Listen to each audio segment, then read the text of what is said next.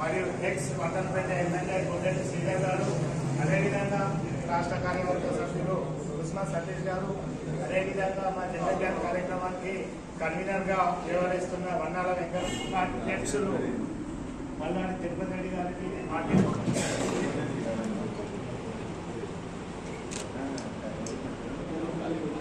Sir దగ్గర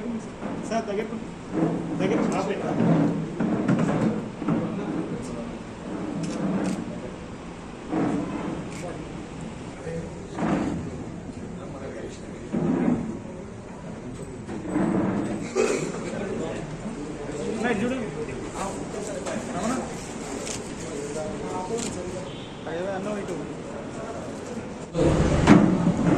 రోజు సికింద్రాబాద్ నుంచి బయలుదేరినటువంటి ఆస్థా స్పెషల్ ట్రైన్ గౌరవ ప్రధానమంత్రి నరేంద్ర మోడీ గారు 500 సంవత్సరాల నుంచి ఎదురు చూస్తున్న ప్రజల ఆకాంక్షల్ని నెరవేరుస్తూ రామ మందిరలో బాలరాముని ప్రతిష్ఠ చేయడం జరిగింది. అప్పటి నుండి ప్రజలు అక్కడ దర్శనార్థం వెళ్ళడం జరిగింది. తెలంగాణ నుండి నిన్నటి రోజు సికింద్రాబాద్ నుంచి ఈరోజు సాయంత్రం 6 గంటలకు కాజీపేట రైల్వే స్టేషన్ నుంచి ఇక్కడ బయలుదేరుతుంది. ఒకరోజు అక్కడ, ఒకరోజు ఇక్కడ, ఇలా మొత్తము 32 ట్రైన్లు బయలుదేరుతాయి. ప్రతిరోజు ఈ రామభక్తులు వెళ్ళి ఆ మహాప్రభు శ్రీరామచంద్ర మహారాజుకి దర్శనం చేసుకోవడానికి వెళ్తున్నారు.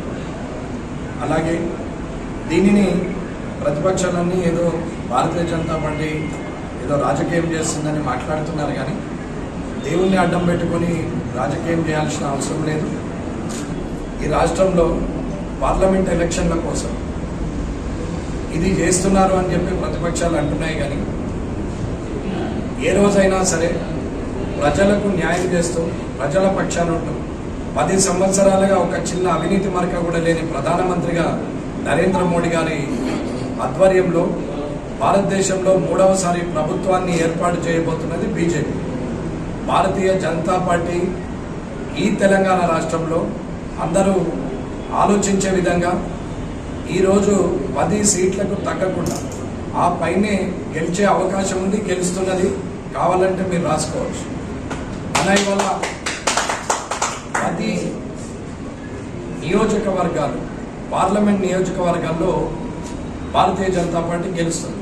ఎట్లా గెలుస్తుందని ఎవరైనా ప్రతిపక్షం ఎవరైనా మాట్లాడాలనుకుంటే నేను వారికి డైరెక్ట్గా సమాధానం ఇవ్వడానికి కానీ వారు అడిగితే వారి డిబేట్కు రావడానికి కూడా నేను సిద్ధంగా ఉన్నాను.